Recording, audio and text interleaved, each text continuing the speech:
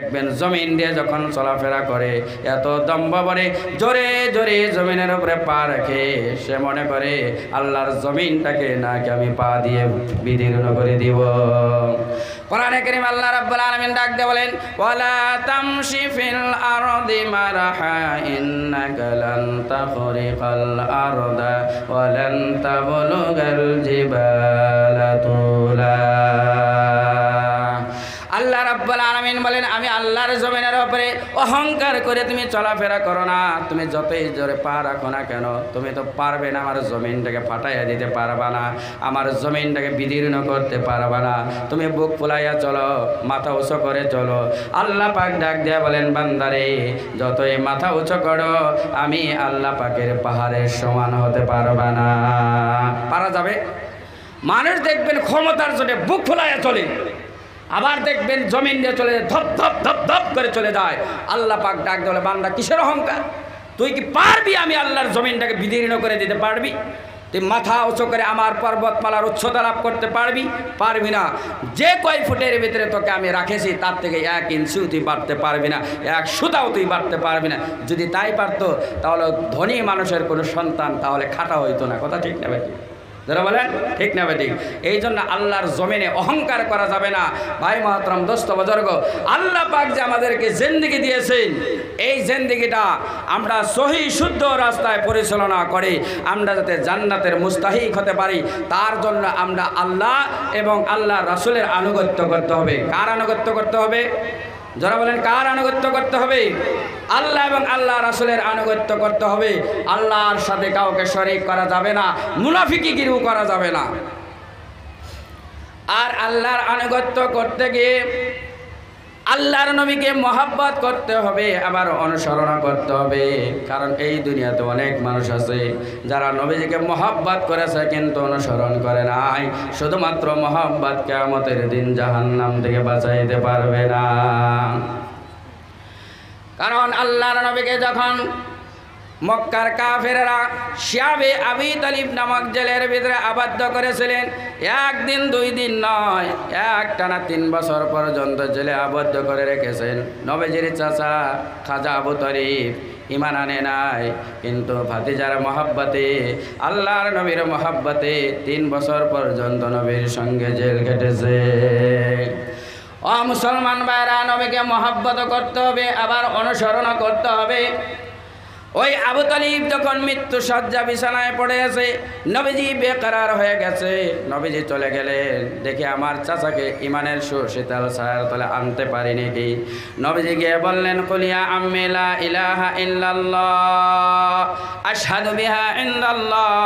আল্লাহর নবী বলেন, চাচা গো, লা ইলাহা ইল্লাল্লাহর ঘোষণা দেন, আপনাকে জান্নাতে নেওয়ার জন্য যদি কোনো সাক্ষীর প্রয়োজন হয়, আমি স্বয়ং নবী আপনার জন্য সাক্ষী হয়ে হয়ে যাব। আমার বান্দগান কিতাবে পাওয়া যায় আবু তালিব কলিমা পড়ার জন্য কিছু ইচ্ছা প্রকাশ করেছিলেন, কিন্তু কি হবে, আবু জাহেল দাঁড়ায় আছে। আবু জাহেল ডাক দেয় বলে, ও আবু তালিব, তোমার সারা জীবন পার হয়ে গেল মিল্লাত আব্দুল মুতাল্লিবের উপরে। জীবনের শেষ সময়ে তুমি মুহাম্মাদের দিন ইসলাম গ্রহণ করে নিজেকে কলঙ্কিত করে দুনিয়া থেকে বিদায় হয়ে যাবা নাকি? সুতরাং আবু জাহেলের কথা মতো খাজা আবু তালিব এবার তিনি শেষ যেটি বাক্য বললেন, আলা মিল্লাত আব্দুল মুতাল্লিব, আব্দুল মুতাল্লিবের দিনের ওপরে আমি রইলাম। খাজা আবু তালিবের ইন্তেকাল হয়ে গেল। এবার গর্ত খনন করা হলো, গর্তর ভিতরে রাখা হলো, দফন করা হলো। এর ভিতরে আর একটা কথা রয়ে গেছে, ওই যে ঈমান আনানোর জন্য চেষ্টা করেছিল, আল্লাহ পাক কোরআনে কারীমের আয়াত নাজিল করে দিয়েছে। কোরআনে কারীম আল্লাহ রাব্বুল আলামিন বলেন, ইন্নাকা লা তাহদি মান আহবাবতা ওয়ালাকিন্নাল্লাহা ইয়াহদি মান ইয়াশা। আল্লাহ রাব্বুল আলামিন ডাক দিয়ে বলেন, নবী গো, আপনি যাকে ইচ্ছা করেন, পছন্দ করেন, আপনি হিদায়াত দিতে পারবেন না। কারণ হিদায়াত দেওয়ার চাবিকাঠি হলো আল্লাহ পাকের হাতে। আপনি যতই চেষ্টা করেন না আবু তালিবকে হিদায়াত দেওয়ার জন্য, আল্লাহ পাক যদি হিদায়াত না দেয়, হিদায়াত দেওয়ার কেউ ক্ষমতা আছে? আমাদের কাজ হলো মানুষের কাছে পৌঁছায় দেওয়া, মানা না মানা সেটা হলো তার দায়িত্ব। কথা ঠিক না ঠিক? ভাই মহতরম দোস্ত বুজুর্গ, আবু তালিব দুনিয়ার থেকে বিদায় হয়ে গেল, দফন হয়ে গেল। এবার বিশ্বনবী চাচার মহব্বতের কথা বলতে পারে নাই। নবীজি মনে মনে মনস্থ করলেন, নিয়ত করলেন, আবার আল্লাহ পাক যতক্ষণ পর্যন্ত বাধা করবে না ততক্ষণ পর্যন্ত আমি আমার চাচার জন্য আল্লাহর কাছে ক্ষমা প্রার্থনা করব। এখনো কিন্তু ক্ষমা প্রার্থনা করে নাই, শুধুমাত্র মনস্থ করেছে।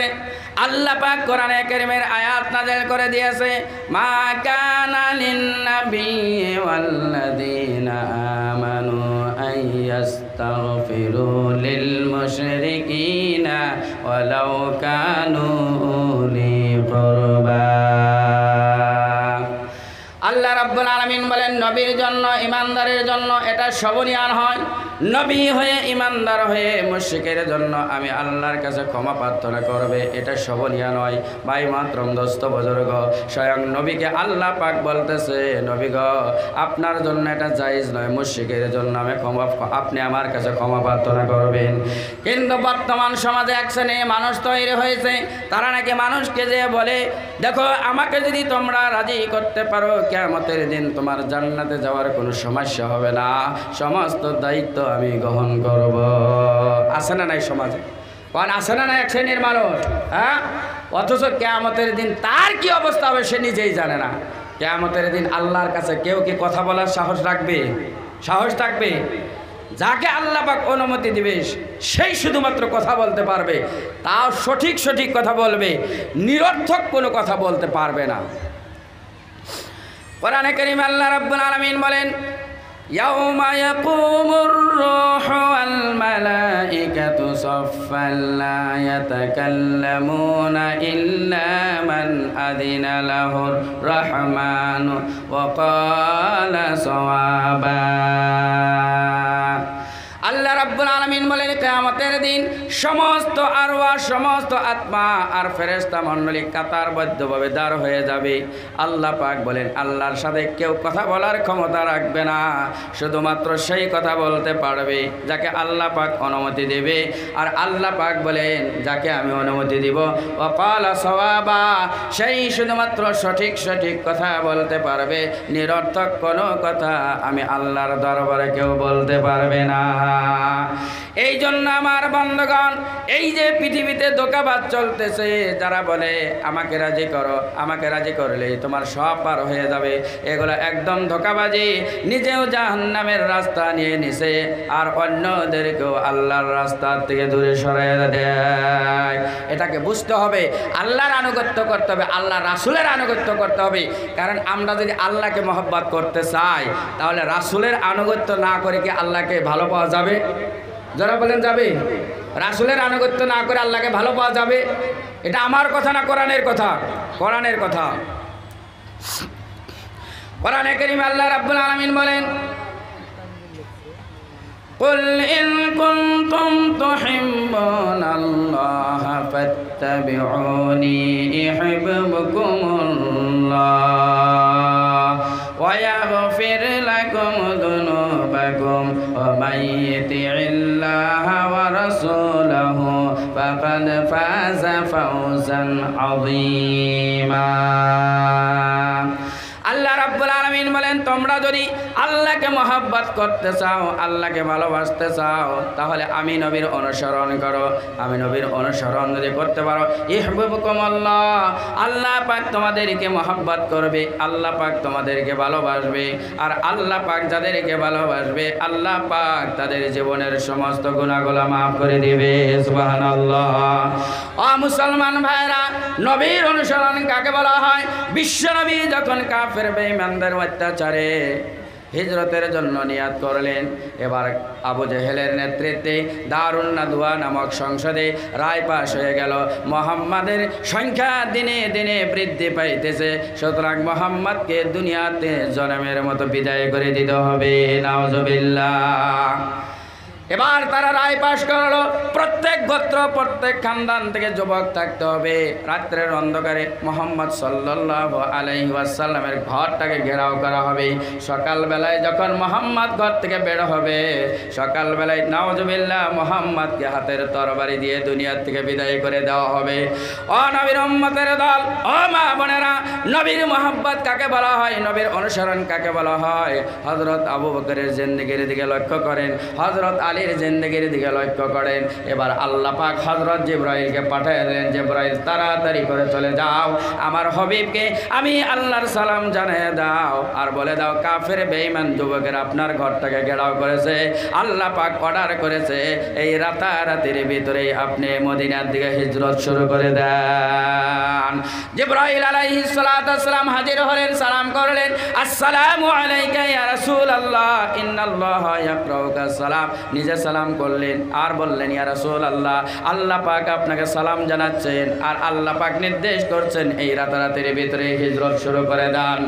আল্লাহর অর্ডার পাওয়া মাত্র বিশ্বনবী হযরত আলীকে ডাকলেন। হযরত আলীকে বলল, ও আলী, আজ আমি হিজরত করব, তুমি আমার বিছানায় আমার চাদর আমার কম্বল গায়ে দিয়ে তুমি ঘুমায়া যাও। এই কথা শোনার পর হযরত আলী বিশ্বনবীর চেহারার দিকে তাকাইয়াছে, চোখের পলক ফালায় না। এবার হযরত আলী এক পর্যায়ে ডাক দিয়ে বলে, ইয়া রাসূলুল্লাহ, আমি জানি আপনার বিছানায় আপনার চাদর আপনার কম্বল গায়ে দিয়ে ঘুমায়া থাকবো, আর কাফের বেঈমানেরা আপনাকে দুনিয়া থেকে বিদায় করে দেওয়ার জন্য ঘরটাকে অবরোধ করেছে, ঘেরাও করেছে। সকালবেলায় আপনাকে না পেয়ে আমি আলীকে পেয়ে তারা তাদের হাতের তরবারি দিয়ে টুকরা টুকরা করে দেবে। আমি আলীর মনে কোনো কষ্ট পাবো না, কোনো বেদনা পাবো না, দুঃখ পাবো না, বরঞ্চ আমি আলীর মনে তৃপ্ত অনুভব করব, শান্তি পাব। এই আলীর জীবনের বিনিময়ে আল্লাহর নবী এই দুনিয়ার জীবিত আছে। ও মুসলমান ভাইরা, মা বোনেরা, নবীর মহব্বত কাকে বলা হয়? গভীর রাত্রে বিশ্বনবী হযরত আবু বকরের বাড়িতে চলে গেছে। গভীর রাত্রে একটা নক করলেন, একবার নক করার সঙ্গে সঙ্গে ভিতর থেকে আওয়াজ হলো, কে? ভিতর থেকে আওয়াজ হলো, লাব্বাইক ওয়া সাদাক ইয়া রাসূলুল্লাহ। আল্লাহর নবী জিজ্ঞেস করলেন, আবু বকর, গভীর রাত্রে তোমার বাড়িতে আসলাম, কোনো আগজাননী দেওয়া হলো না, কিছুই তো বলা হলো না, তোমাকে ঘুমাও না, এক ডাক দেওয়া মাত্রই তুমি সাড়া দিলা। আবু বকর বলে, ইয়া রাসূলুল্লাহ, আমি তো আপনার হিজরতের অপেক্ষায় আছি, আমি চিন্তা করি না জানি কোন দিন কোন রাত্রে বিশ্বনবী হিজরতের নিয়াত করে আমি আবু বকরের দরজার সম্মুখে চলে আসি। আমার চিন্তা, আমি যদি বিছানায় ঘুমিয়ে থাকি, আল্লাহর নবী যদি দরজার সম্মুখে দাঁড় হয়ে ডাকতে থাকে, আবু বকর আবু বকর, নবীর সঙ্গে বেয়াদবি হয়ে যেতে পারে। এই বেয়াদবির থেকে বাঁচার জন্য আমি আবু বকর বিছানায় ঘুমাই না, আমি আপনার হিজরতের অপেক্ষায় দরজার সঙ্গে হেলান দিয়ে ঘুমাই। ও নবীর উম্মতের দল, ও মা বোনেরা, নবীর মহব্বত কাকে বলা হয়? এবার হিজরত শুরু হয়ে গেল। সারা রাত যে যখন ফজরের রক্ত হয়ে যায়, অবস্থা উপনীত হয়ে গেছে। এবার আবু বকর ডাক দিয়া বলে, ইয়া রাসূলুল্লাহ, এখন তো প্রহর হয়ে যাইতেছে, আর অগ্রসর হওয়া উচিত হবে না। এই যে পাহাড়ের গুহা গর্ত একটা পেয়েছি, গুহার ভিতরেই অবস্থান করাটা আমাদের জন্য ভালো হবে। আবু বকর ডাক দিয়া বলে, ইয়া রাসূলুল্লাহ, ও নবীর উম্মতের দল, নবীর অনুসরণ, নবীর মহব্বত কাকে বলা হয়? আবু বকর ডাক দিয়া বলে, ইয়া রাসূলুল্লাহ, যেহেতু পাহাড়িয়া গুহা, সাপ থাকতে পারে, বিচ্ছু থাকতে পারে, গুহাটা আগে সাফ করতে দেন, আগে আমি গুহা সাফ করি, তারপর আপনি গুহার ভিতরে প্রবেশ করেন। আল্লাহর নবীর অনুমতি মর্মে গুহাটা সাফ করা হলো। দুজন গুহার ভিতরে অবস্থান করছে। ও নবীর উম্মতের দল, নবীর মহব্বত কাকে বলা হয়? এবার নবীজি আবু বকরকে ডাক দিয়ে বলে, আবু বকর, সারা রাত হেঁটে হেঁটে আমার পায়ে বেদনা হয়ে গেছে, অল্প তুমি বসো, তোমার উরুর উপরে মাথা রেখে আমি আবু বকর অল্প বিশ্রাম করি। ও মুসলমান ভাইরা, মা বোনেরা, নবীর অনুসরণ কাকে বলা হয়? আবু বকর নবীজির এটাকে বসে গেলেন। নবীজি আবু বকরের উরুর উপরে মাথা রেখে এবার ঘুমাইয়া গেছে। আবু বকর এবার লক্ষ্য করে দেখে অনেকগুলো সাপ বিচ্ছুর গর্ত দেখা যায়, কিছুগুলা রেওয়ায়তে পাওয়া যায়, কিতাবে পাওয়া যায়। নিজের চাদর ছিঁড়ে ছিঁড়ে, রুমাল ছিঁড়ে ছিঁড়ে গর্তগুলো বন্ধ করতেছিল। দু একটা গর্ত রয়ে গেল, বন্ধ করার জন্য কিছু নাই। এবার আবু বকর বকর চিন্তা করে আমার নবীজি আমার কোলের উপরে মাথা রেখে ঘুমাইয়া গেছে, অন্য জায়গাতে কোনো বস্তু আনতে পারবো না, কারণ নবীজির ঘুম যদি ভেঙে যায় নবীর সাথে বেয়াদবি হয়ে যাবে। এ কথা চিন্তা করে নিজের পায়ের বুড়া আঙ্গুল দিয়ে ঠেসি মেরে ধরে ওই গর্তকে বন্ধ করে রেখেছে। ও নবীর উম্মতের দল, নবীর মহব্বত কাকে বলা হয়? জীবন থেকে পর্যন্ত নবীর মহব্বত সব থেকে বড় বস্তু হবে। আবু বকর যে গর্তটা পা দিয়ে ঠেসি মেরে ধরে বন্ধ করে রেখেছে, গর্তের ভিতরে সাপ তার রাস্তা খুঁজে পায় না, অবশেষে আবু বকরের পায়ে দংশন করে দিয়েছে। বিষাক্ত সাপে কাটা মাত্রই আবু বকরের শরীরে যন্ত্রণা শুরু হয়ে গেছে। এত বিষ, এত যন্ত্রণা আবু বকর সহ্য করতে পারছে না। এবার চিন্তা করে আমি যদি লজ্জা করি নবীজির না জানি ঘুম ভেঙে যায়, নবীজির আরামে বিঘ্ন ঘটবে। এই জন্য আবু বকর দাঁতে কামড় দিয়ে সহ্য করতেছে, কিন্তু চোখের পানি ধরে রাখতে পারে নাই। যন্ত্রণার চোটে চোখের কোনা দিয়ে পানি টপ টপ টপ টপ করে পানি পড়ে। হঠাৎ করে দু এক টোপাল পানি নবীজির চেহারায় পড়ে গেছে, নবীজির ঘুম ভেঙে গেছে। নবীজি তাকাইয়া দেখে আবু বকর কান্দে, ডাক দিয়া বলে আবু বকর কান্দ কেন? বিবি বাল বাচ্চার কথা মনে পড়লো নাকি? বাড়ির কথা মনে পড়লো নাকি?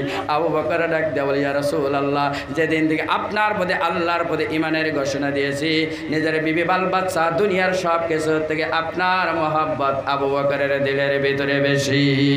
নবীজি বলেন তাহলে কান্দ কেন?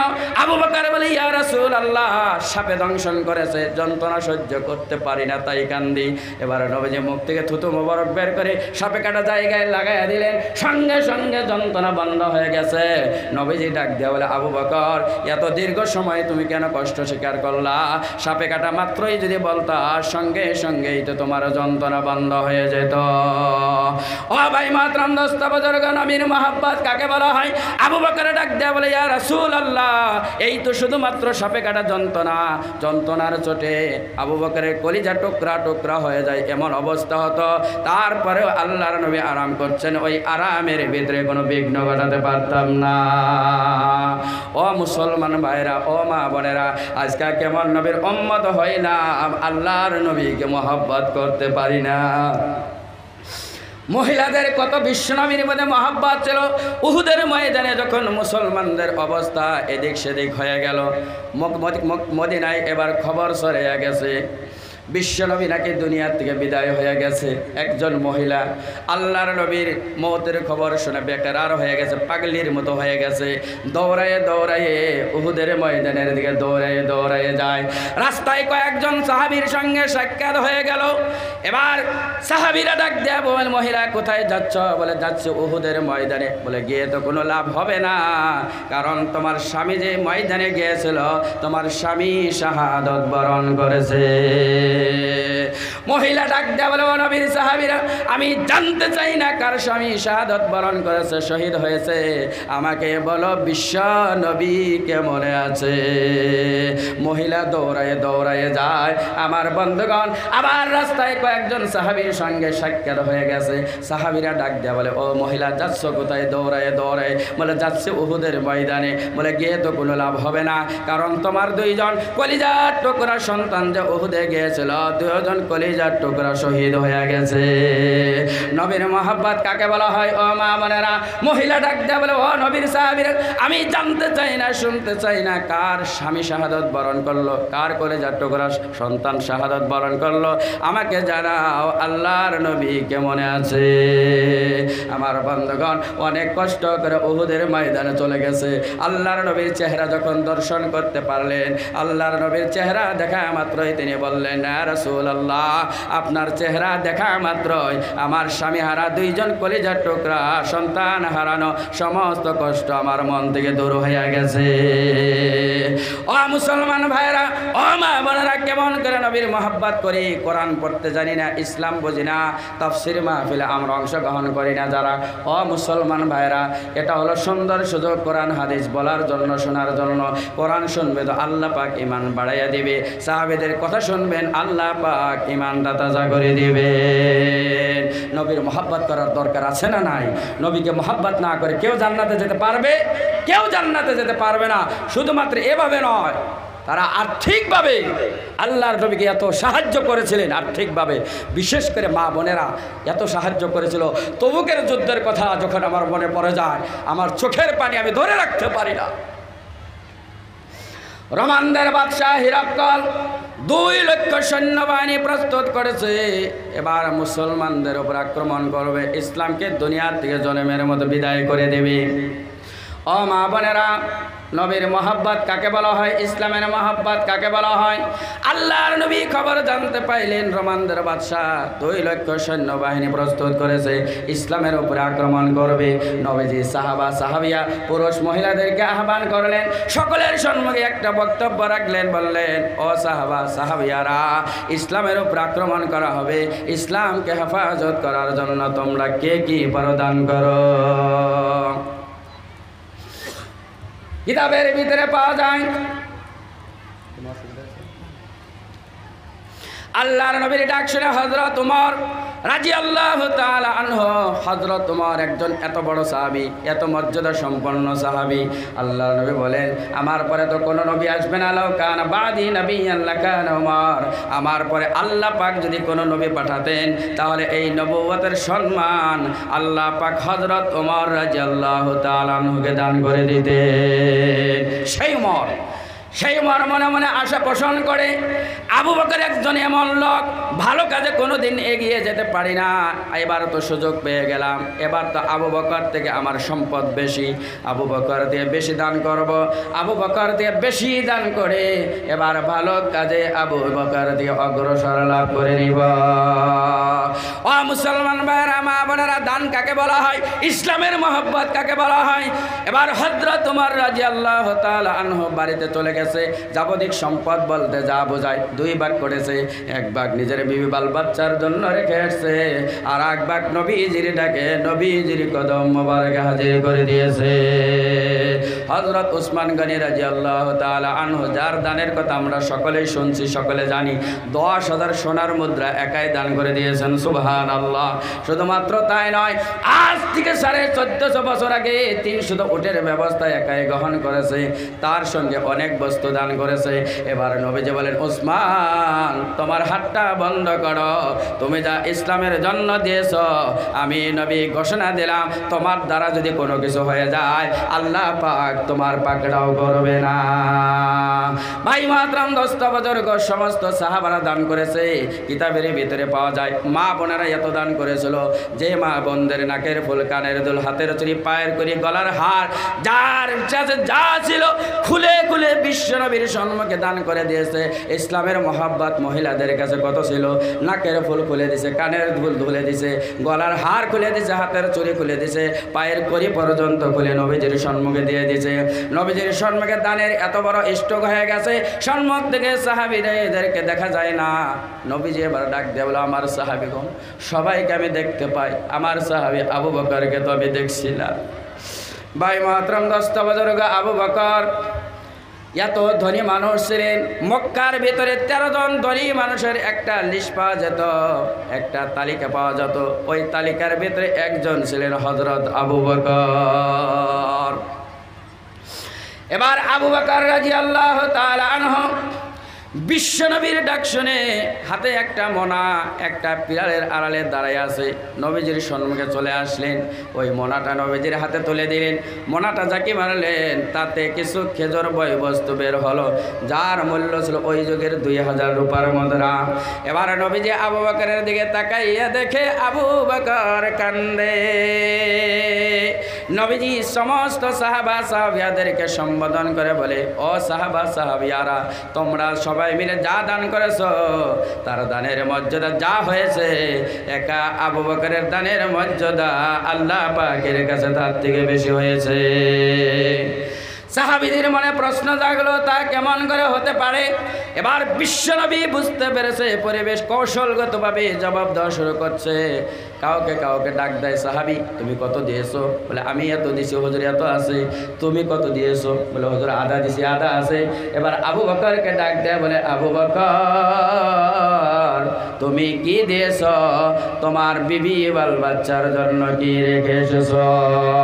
আবু বকর বলে, ইয়া রাসূলুল্লাহ, আল্লাহ, আমি আবু বকরের বাড়িতে যাবতীয় সম্পদ বলতে যা বোঝায়, আমার বাড়ির দেওয়ালের সাথে হাত ফিরাইয়া ফিরাইয়া আমি দেখতাম কোনো জায়গায় একটা সুই লুকানো আছে নাকি। আমার বাড়ির ছাদের সাথে আমি হাত ফিরাইয়া ফিরাইয়া দেখতাম কোনো জায়গায় সুই একটা আছে নাকি। একটা সুই পর্যন্ত আমি রেখে আসি নাই। যাবতীয় সম্পদ বলতে যা বোঝায় সব কিছু আপনার ডাকে আমি পৌঁছে দিয়েছি। একমাত্র আল্লাহ এবং আল্লাহর রাসূলের নামের বরকত ছাড়া আমি আবু বকরের বাড়িতে কিছু নাই। এই জন্য ভাই মাতরম দোস্ত বুজুর্গ, যত পারেন কোরআনের নামে খরচ করেন, যত পারেন ইসলামের জন্য খরচ করেন। কারণ দানটা হলো এমন এক ইবাদত, কালকে আমি সময় ছিল না বলতে পারি নাই। কোরআনে কারীম আল্লাহ রাব্বুল আলামিন বলেন, মাসালুল লাযীনা ইউনফিকুনা আমওয়ালাহুম ফি সাবিলিল্লাহি কামাসালি হাব্বা আমবাতাত সাবআ সানাবিলা ফি কুল্লি সুমবুলাতিন মিআতু হাব্বা ওয়াল্লাহু ইদাইফু লিমান ইয়াশা ওয়াল্লাহু ওয়াসিউন আলীম।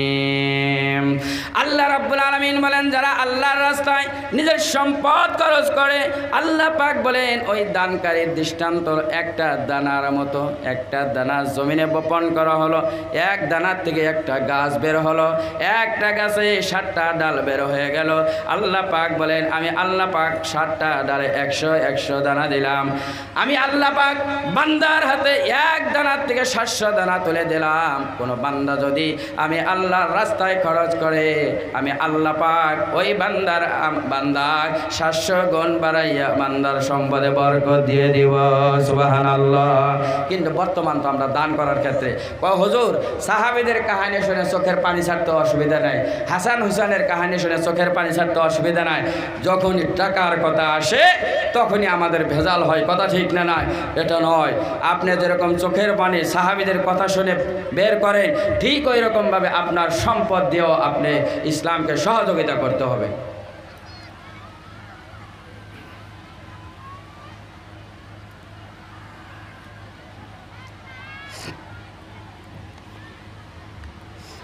মা বোনদেরকে লক্ষ্য করে বলি, নবীজিকে মা খাদিজাতুল কুবরা রাদিয়াল্লাহু তাআলা আনহা কত মহব্বত করতেন। তখন তো বিশ্ব নবীকে নবুয়ত দান করা হয় নাই। মা খাদিজা মক্কার ভেতরে একজন ধনী মহিলা ছিলেন। মক্কার বেশিরভাগ বিজনেস মা খাদিজা কন্ট্রোল করতেন। মা খাদিজার সঙ্গে বিশ্ব নবীর যখন বিয়ে হয়ে গেল, এবার মক্কার ধনী লোকেরা আলাপ আলোচনা শুরু করে দিয়েছে, খাদিজার মতো ধনী মানুষ ওই মোহাম্মদ, যার বাবা নাই, যার মা নাই, যার টাকার সম্পদ বলতে কিছু নাই, এমন গরিব মানুষের সাথে কেন বিবাহ পাশা আবদ্ধ হলো। মা খাদিজার কান পর্যন্ত এই কথা পৌঁছে গেছে। মা খাদিজা কৌশলগতভাবে মক্কার ধনী লোকদেরকে দাওয়াত করেছে। এবার দাওয়াত করার পর তাদেরকে খাবার দিচ্ছি আর তাদেরকে প্রশ্ন করছো, মক্কার ধনী লোকজন, আমি না শুনতে পেয়েছি তোমরা নাকি আমার স্বামী নিয়ে তোমরা সমালোচনা করেছ। তবে তোমাদের কাছে আমার প্রশ্ন হলো, আমার স্বামী মুহাম্মাদের চরিত্র সম্পর্কে তোমাদের ধারণা কি? এবার মক্কার সমস্ত লোকজন মাথা নত করি বলে, খাদিজা তোমার স্বামী তো এমন চরিত্রের অধিকারী, এত চরিত্রবান মানুষ আমরা কোনো দিন আমাদের চোখে দেখি না। বিশ্বনবীর চরিত্র কেমন ছিল? কোরআনে কারীম আল্লাহ রাব্বুল আলামিন বলেন, ওয়া ইন্নাকা লাআলা খুলুকিন আযীম।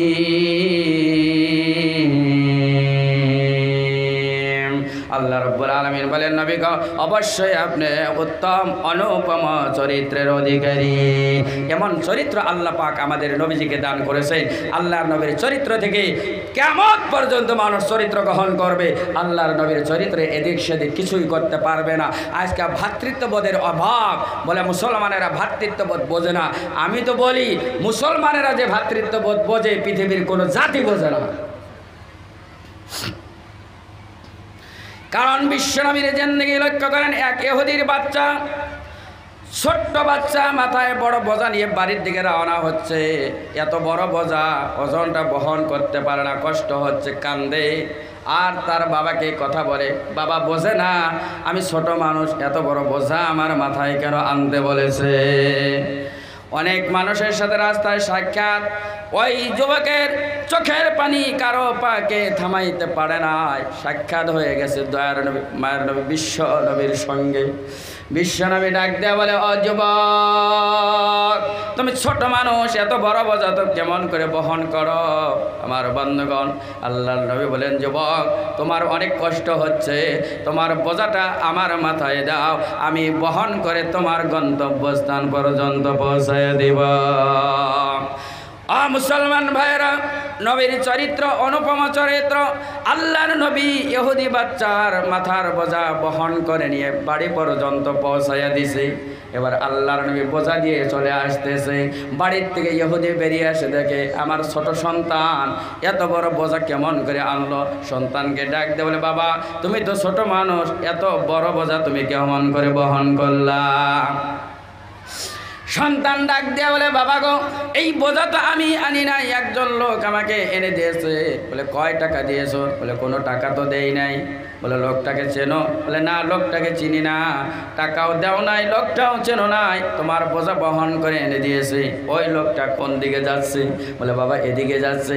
বাবা, ওই ইহুদি আর তার সন্তান দৌড়ায় দৌড়ায় যায়। যাইতে যাইতে এক পর্যায়ে দেখে মোহাম্মদ ইবনে আব্দুল্লাহ পাথরের পাদদেশ দিয়ে চলে যায়। ইহুদি ডাক দিয়ে বলে, ও মোহাম্মদ, এতদিন তোমাকে মোহাম্মদ ইবনে আব্দুল্লাহ বলে আমি জানতাম, তুমি যে আল্লাহর পয়গম্বর, তুমি যে আল্লাহর নবী, আমার মনে কোনো সন্দেহ নাই। আজ থেকে আমি শুধুমাত্র নয়, আপনি আমার সাথে আমার বাড়িতে চলেন, আমার পরিবার সহ আমি মুসলমান হয়ে গেলাম। ও মুসলমান ভাইরা, ইসলাম বিশ্বনবীর চরিত্র শুধুমাত্র এই নয়, অনেক জায়গায় বিশ্বনবীর চরিত্র সম্পর্কে পাওয়া যায়। হযরত যায়েদ রাদিয়াল্লাহু তাআলা আনহু বাবার থেকে হারিয়ে যায়, ভাগ্য তাকে আল্লাহর নবী পর্যন্ত পৌঁছায় দিছে। তার মা বাবা তাকে তালাশ করে না পেয়ে বেকরার হয়ে গেছে। তালাশ করতে করতে নবীজির ঘরে যখন পেলেন, তার চাচাও সঙ্গে আসছে। তার বাবার চাচা ডাক দিয়ে বলে, যায়েদ, তোমার মা কান্নার জন্য তোমার জন্য পাগলির মতো হয়ে গেছে, তুমি চলো, আমাদের যত সম্পদ আছে সব সম্পদ তোমাকে দান করে দিব। হযরত যায়েদ ডাক দিয়ে বলে, বাবা, আপনার যতটুকু সম্পদ আছে শুধুমাত্র তাই আপনি মালিক বানিয়ে দেবেন। সারা পৃথিবীর মালিকানা যদি আমার হাতে তুলে দেন, সারা পৃথিবীর মালিকানা ছাড়তে পারি। এই মোহাম্মদ নামক লোকের কাছে যে আচরণ পেয়েছি, সারা পৃথিবীর মালিকানা লাগে না, এই লোকটার কদম মোবারক আমি ছাড়তে পারি না। ও মুসলমান ভাইয়েরা, নবীর চরিত্র নিজের জিন্দেগিতে আনেন। কেমন করে আনবেন? কোরআন তাফসিরে আসেন, ও ইসলামের কিতাবগুলো অধ্যয়ন করেন, যারা আলিম আছে তাদের মাধ্যমে অধ্যয়ন করাবেন। আপনি বোঝেন না, শুধুমাত্র বাংলা কিতাব পড়া শিখছেন, তার দ্বারাই কিন্তু আপনি ফতোয়াবাজি করবেন না।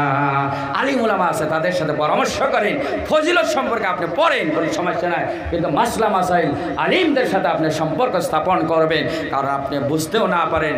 কারণ আশরাফ আলী থানভী রহমতুল্লাহ আলাইহি তিনি একটা হাদিসের ব্যাখ্যা কিতাবে লিখেছেন, जो कौम की इमामत करे वो नमाज का हल्का पढ़ाए, माँ यौमुल कौम फालिखफी बिस्सलाह। হাদিসের ব্যাখ্যা বলেছেন, এক ব্যক্তি উর্দু পড়া তো ভালো করে শেখে নাই, আদামাদি শিখছে, তিনি পড়ছে जो कौम की নামাজ পড়ায় ও হিলকে নামাজ পড়ে, হালকা পড়ছে হিলকে। এখন নামাজে যখন ইমামতিতে দাঁড় হচ্ছে, আলহামদুলিল্লাহি রাব্বিল আলামিন আর রহমানির রহিম মালিকি ইয়াউমিদ্দিন ইয়্যাকা না'বুদু ওয়া ইয়্যাকা নাস্তাঈন ইহদিনাস সিরাতাল মুস্তাকিম সিরাতাল লাযীনা আন'আমতা আলাইহিম গায়রিল মাগদুবি আলাইহিম ওয়ালাদ-দাল্লিন। নামাজ শেষ, সবাই প্রশ্ন করে, হুজুর এটা কি নামাজ পড়াইলে? এত বড় আলিম মৌলানা আশরাফ আলী থানভী রহমতুল্লাহ আলাইহি, মানুষ 1000 কিতাব জীবনে বহুত কম মানুষ আছে পড়ছে, আর তিনি আর জিন্দেগিতে আল্লাহ পাক এত বরকত দিয়েছেন, 1000 কিতাব তিনি লিখে গিয়েছেন। আল্লাহু আকবার। তিনি লিখছেন যে কমকে নামাজ পড়ায় ও হিলকে নামাজ পড়ায়। চলে গেছে বড় আলিমের কাছে, বড় আলিমের কাছে যাওয়ার পর বলে, এটা তো হিলকে না, এটা হালকা। কমের যখন ইমামত করবেন, আপনার মাথায় থাকতে হবে, আমার নামাজে একজন পেশার থাকা মানুষ থাকতে পারে, একজন বেমারি মানুষ থাকতে পারে, খুব ব্যস্ততাপূর্ণ মানুষ থাকতে পারে। সুতরাং নামাজটা আপনি সুন্নত অনুযায়ী মধ্যম নামাজ পড়াবেন, একদম ছোট সূরা দেও না, একদম বড় সূরা দেও না। এই জন্য যারা অল্প বিদ্যা ভয়ঙ্কর, little knowledge is very dangerous. হ্যাঁ, আছে না নাই? কলসে যদি পানি অল্প হয়, কলসটা যদি নিয়ে যান দেখবেন পানির খুব শব্দ হয়, আর কলস যদি ভরা হয় তাহলে কলসের পানির কোনো শব্দ হয় না। এই জন্য বর্তমান অনেক জায়গায়, এখানে হয়তো নাই, অনেক জায়গায় দেখা যায় যে সাধারণ কিছু বাংলা কিতাব পড়া শিখছে আর তালিমের মাধ্যমে ফতোয়াবাজি শুরু করে দিছে। এটা করবেন না। আলিমুল আমাদের কাম, আলিমরা আছে তাদের কাছে জিগান, আপনি ফজিলত সম্পর্কে পড়েন, আমার কোনো বলার কিছু না। এখানে হয়তো নাও থাকতে পারে, আমি বলে দিলাম, থাকতেও পারে আবার। ও মা বোনেরা, মা খাদিজাতুল কুবরা রাদিয়াল্লাহু তাআলা আনহা এবার মক্কার ধনী লোকজনদেরকে সম্বোধন করে প্রশ্ন করলো, মক্কার ধনী লোকজন, তোমাদের কাছে আমার 2 নম্বরে প্রশ্ন হলো, আমার স্বামীর সৌন্দর্যতা কেমন? এবার মক্কার ধনী লোকজন মাথা নত করে দিয়েছে, খদিজা তোমার স্বামী মুহাম্মাদের সৌন্দর্যতা এত বেশি, এত সুন্দর মানুষ, সুপুরুষ মানুষ কোনো দিন আমরা জমিনে দেখি নাই। ভাই মাতরম, দোস্ত বুজুর্গ, ও মা বোনেরা, বিশ্বনবীর সৌন্দর্য কেমন ছিলেন আমাদের মা বর্ণনা করেন। রাত্রের অন্ধকারে, বাড়িতে বাতি নাই, ঘরের ভেতরে আমি একটা কাপড় সেলাই করার জন্য সুই ধার করে এনেছিলাম, সুইটা আমার হাত থেকে পড়ে গেল, সুইটা আমি তালাশ করে পাই না। বিশ্বনবী যখন রুমের ভিতরে প্রবেশ করলেন, আল্লাহর নবীর শরীরের পহরে আমার হারানো সুইটা আমি পেয়ে গেলাম। তাহলে কত সৌন্দর্যতা আল্লাহ পাক দান করেছিল, চিন্তা করে দেখছেন। এবার মক্কার ধনী লোকেরা কয়, খদিজা কেমন প্রশ্ন করো যে আমরা মাথা নত করতে বাধ্য হয়ে যায়, তোমার স্বামীকে এত সৌন্দর্য যেটা আমরা জীবনেও কোনোদিন দেখি নাই। এবার 3 নম্বরে প্রশ্ন করলো মক্কার ধনী লোকজন, আমি খদিজা তোমাদের কাছে 3 নম্বরে প্রশ্ন হলো, আমার স্বামীর বংশ কেমন? এবার তৃতীয়বারের মতো মক্কার ধনী লোকজনের মাথা নত হয়ে গেছে। এবার ডাক দিয়ে বলে, খদিজা কেমন কথা তুমি বলো, কেমন প্রশ্ন করো, মাথা নত করতে আমরা বাধ্য হয়ে যাই। তোমার স্বামীর বংশ, কুরাইশ বংশ এই সারা আরববাসীদের ভিতরে সর্বশ্রেষ্ঠ বংশ, যেই বংশ কোরআনে কারিমে সূরা নাজিল হয়েছে, লিইলাফি কুরাইশিন ইলাফিহিম রিহলাতাশ শিতাই ওয়াস-সাইফ ফালইয়াবুদু রাব্ব হাযাল বাইত আল্লাযী আত'আমাহুম মিন জু'ইন ওয়া আমানাহুম মিন খাউফ। এর থেকে শ্রেষ্ঠ বংশ আর কিছু হতে পারে না। ও মা বোনেরা, নবীর মহব্বত কাকে বলা হয়? মা খাদিজাতুল কুবরা রাদিয়াল্লাহু তাআলা আনহা মক্কার ধনী লোকদেরকে এবার বলে, ও মক্কার ধনী লোকজন, আমার লাস্টলি ফাইনালি এবার 4 নম্বরে প্রশ্ন হলো, তোমরা বলো আমার স্বামীর সম্পদ কেমন? সম্পদ সম্পর্কে তোমাদের ধারণা কি? এবার সবাই মাথা উঁচু করেছে। ও খদিজা, এই জন্যই তো বলা বলি করেছি, এই জন্যই তো কানাকানি করেছি, তোমার মতো ধনী মহিলা মক্কার বিজনেসকে তুমি কন্ট্রোল করো, আর যে মুহাম্মাদের বাবা নাই, মা নাই, কিছুই নাই, এমন লোকের সাথে তুমি কেন বিবাহ পাশে আবদ্ধ হলা? মা খাদিজাতুল কুবরা এবার যুক্তিপূর্ণভাবে বলে, ও মক্কার ধনী লোকজন, তোমরা জেনে নাও, তোমরা নিজেরাই বলেছো আমার স্বামীর বংশ ভালো, নিজেরাই বলেছো আমার স্বামীর চরিত্র ভালো, তোমরা নিজেরাই বলেছো আমার স্বামীর সৌন্দর্যপূর্ণ, তোমাদের শুধুমাত্র সমস্যা হলো আমার স্বামীর সম্পদ বলতে কিছু নাই। তোমরা সাক্ষী থাকো, আমার জীবনে যত সম্পদ আমি সঞ্চয় করেছি, আজ থেকে সমস্ত সম্পদ আমার স্বামী মুহাম্মাদের হাতে তুলে দিলাম, আর ঘোষণা দিয়ে দিলাম, আজ থেকে এই মক্কার সব থেকে ধনী মানুষ হলো মুহাম্মদ। ও মা বোনেরা, আপনারা দেখেন, নবীজিকে নবী হয় নাই, নবুয়ত আল্লাহ পাক দান করে নাই, তার আগেই কত মহব্বত, নিজের জীবনের সমস্ত ধন সম্পদ খরচ করে দিয়েছে। মা বোনেরা, কোরআনের জন্য খরচ করবেন, তাফসীরের জন্য খরচ করবেন, আল্লাহ পাক আপনার সম্পদে বরকত দিয়ে দেবে ইনশাআল্লাহ, ইনশাআল্লাহ। শুধুমাত্র তাই নয়, বর্তমান সমাজটা নষ্ট হয়ে গেছে। কালকেও কিছু আমি ইঙ্গিত করেছিলাম, স্বামী স্ত্রীর যে মিলন হওয়া দরকার, কোনো স্বামীর যদি রোজি রোজগার কম হয়, কামাই কিছু কম হয়, মহিলাদের মনটা বেজার হয়ে যায়। কথা ঠিক না বেঠিক? ও মা বোনেরা, স্বামীর কামাই কম, মন বেজার করা যাবে না। আপনি স্বামীর দিকে লক্ষ্য করেন, আপনার স্বামী দিনই গুণে গুণান্বিত কিনা। যদি স্বামী যদি দিনে গুণান্বিত, কামাই কম, কোনো সমস্যা নাই। আপনার স্বামী লক্ষ লক্ষ টাকার মালিক, কিন্তু নামাজ পড়ে না, রোজা রাখে না, তাহলে আপনার মনে ব্যথা লাগার কথা। এই সাউডা মানে বাসায় না কথা আছে, বুঝছে বরবটা নিয়ে গেছিলাম। একজন সাহাবিয়ার ঘটনা পাওয়া যায়। একজন সাহাবী রাত্রে ঘুমন্ত অবস্থায় আছে, তার স্ত্রীর সাথে রাত্রে এক অংশে তার চোখ খুলে গেছে, ঘুম ভেঙে গেছে, পানির পিপাসা লাগেছে। স্ত্রীকে ডাক দিয়ে বলে, স্ত্রী গো, আমার পানি পিপাসা লেগেছে, দয়া করে পানি এনে দাও, পানি পান করাও। স্ত্রী আবার দেখে পাশে পানি নাই, দূর থেকে পানি আনতে হলো। পানি আনার পর দেখে স্বামী এবার ঘুমাইয়া গেছে। ও মা বোনেরা, স্বামীর রোজগার কম, মন বেজার করবেন না। স্ত্রী এবার চিন্তা করে, আমার স্বামীকে চাওয়া মাত্রই পানি দিতে পারলাম না, এবার পানি রেখে যদি ঘুমাইয়া যায়, আবার যদি পানি চায়, সময় মতো যদি দিতে না পারি, স্বামীর সঙ্গে বেয়াদবি হয়ে যাবে। এই জন্য পানির গ্লাস নিয়ে স্বামীর মাথার পাশে শীতানে দাঁড়ায় আছে। ফজরের আজান যখন হয়ে গেছে, সাহাবীর ঘুম ভেঙে গেছে, তাকাইয়া দেখে স্ত্রীর হাতে পানির গ্লাস, থরথর করে শরীর কাঁপতেছে, সারা রাত দাঁড়ানোর অবস্থা। ডাক দিয়ে বলে, বিবিরি, পানির গ্লাস নিয়ে কেন তুমি দাঁড়াই আছো? কেন তোমার শরীরে কম্পন? স্ত্রী ডাক দিয়ে বলে, স্বামী গো, রাতের গভীর অংশে পানি চাইলেন, পানি পাশে ছিল না, সঙ্গে সঙ্গে দিতে পারলাম না, দূর থেকে পানি আনলাম, আবার দেখলাম ঘুমাইয়া গেছেন। আমি মনে মনে চিন্তা করলাম, পানি রেখে যদি ঘুমাইয়া যায়, আবার যদি আপনি পানি চান, তাহলে তো আমি আপনার সাথে বেয়াদবি লিপ্ত হয়ে যাবে। এই বেয়াদবিতে বাঁচার জন্য পানির গিলাস নিয়ে আপনার শীতানে দাঁড়াই আছি। এত খ্যাতবত যদি কোনো স্ত্রী করে, মনটা খুশি হবে কি হবে না? জোরে বলেন, খুশি হবে কি হবে না? স্বামী এবার আনন্দে হারা, আনন্দে চিত্তে স্ত্রীকে ডাক দিয়ে বলে, বিবিরি, আজকের বেলায় তুমি আমার জন্য যা করেছো, আমার মনটা খুশি দিয়ে পরিপূর্ণ হয়ে গেছে। আমি তোমাকে কথা দিলাম, আজকের বেলায় তুমি আমার কাছে যা চাইবে তাই দেওয়ার জন্য আমি বাধ্য থাকব। স্ত্রী তো বিরাট চালাক। স্ত্রী আবার চিন্তা করে বলে, ও স্বামী, আমি আপনার কাছে যা চাইবো তাই কি আপনি দিবেন? বলে, হ্যাঁ আমি তাই দিব। বলে, দেখেন, চিন্তা করে দেখেন।